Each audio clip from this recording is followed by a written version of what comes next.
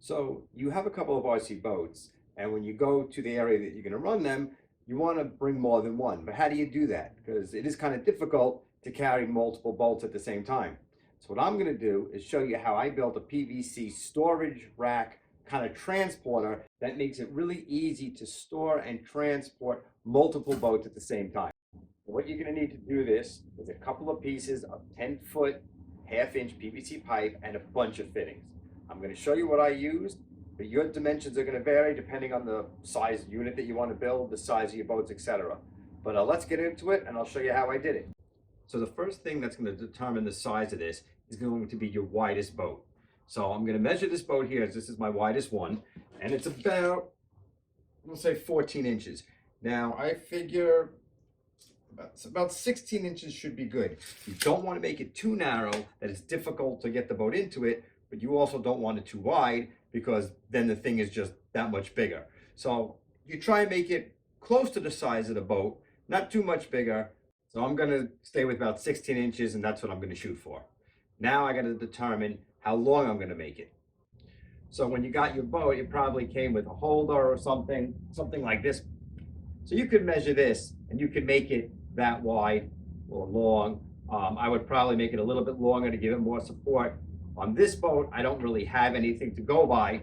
And this boat being a catamaran and not a deep V, I'm gonna want it to rest in here. So I've already determined that around 15 inches will work good for this boat. So that's how long I'm gonna make the holder, but that dimension is gonna have to work for all the boats. So keep that in mind. This being the biggest boat that I have, it should work for the other boats. And deep V's are a little more forgiving than this. So that's what we're going to do. It's going to be about 16 by 15. Now, before I start cutting up the PVC, I'm going to show you what I use to cut it. There's a couple of different ways you can do it, but the main thing is you want the cuts to be relatively straight. So you can use something like this, which is a PVC pipe cutter, which a friend lent me, but for some reason, maybe because it's worn, I don't know, when I was making my cuts, the ends still weren't coming out straight. They were coming out kind of like this, and that's going to be a problem when you put it together because your dimensions are going to be off. So what I used instead was just a regular old school miter box. This worked pretty well. Measure your pipes, put it in there, hold it, and just make your cuts. So the main thing is that when you cut the pipes, that your ends are relatively straight. So it goes together and it's in the dimensions you want, especially if you're going to make different tiers that are different widths, which I'm going to show you. Because then if the cuts are not straight, you're going to have angles. And when it goes together, the dimensions are going to be off. So maybe as you build it up, it won't fit together because the bottoms are longer than the tops and so on. But you get the idea. Like I said, 15 inches. So I got two of those, which I'm going to lay into here. Now, you're going to need some elbows and risers. So I got these elbows, which are going to go onto here like this.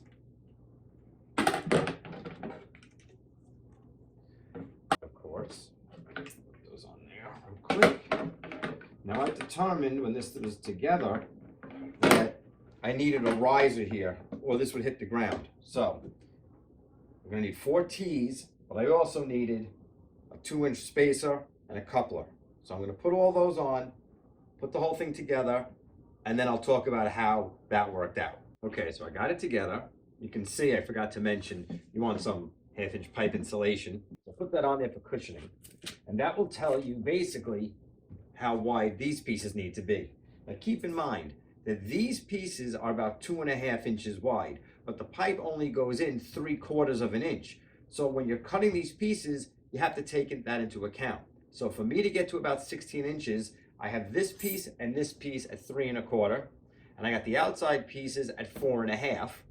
And that takes into account that it's going into these 2.5-inch long pieces. So the pipes are cut with that in mind. And then the end pieces are measuring, I've got them at about 1.5.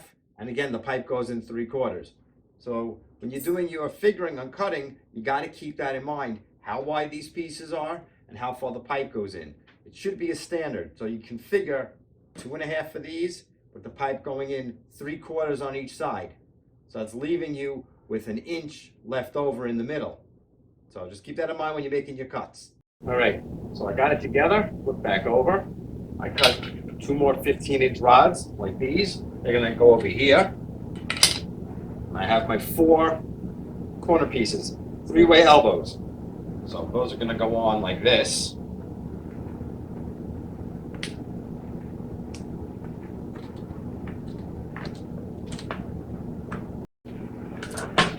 Put the boat on and see how it looks.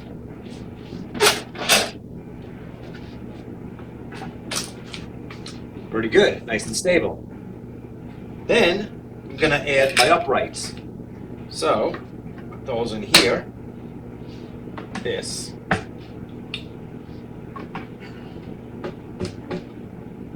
Oh, and I determined for my usage that I made these about 10 3/4.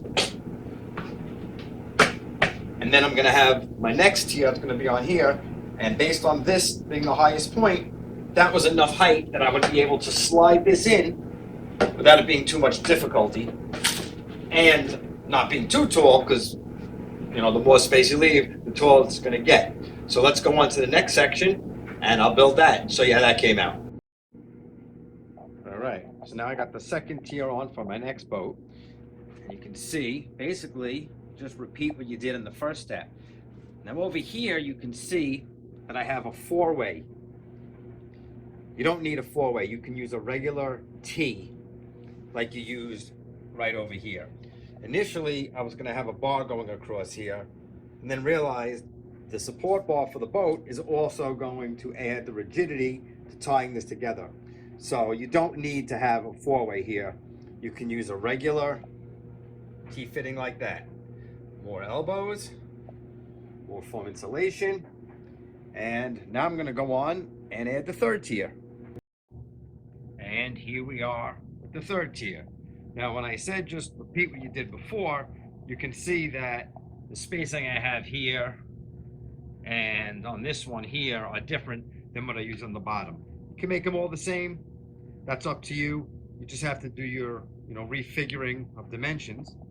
So now, let me load this thing up with some boats and we'll see how it looks completed. And there it is. Fully built, loaded up with some boats. I got some of these adjustable bungee cords so you can adjust the tension on them to hold it in place when you're transporting it. Obviously, you don't need the bungees on there when it's staying in your house, but it's a perfect storage rack. And if you're wondering how do you transport it like this and why I have the bungees on, let me show you. So you just take your portable hand truck, come on over, lift it up in a corner, slide it on in there, grab the corner, tilt it up, and you're on your way to wherever you go to run your boats. Easy as could be. So, that's all there is to it. But now, before you take this to go, I'm going to take everything off and I'm going to glue all the connections together to make it really secure.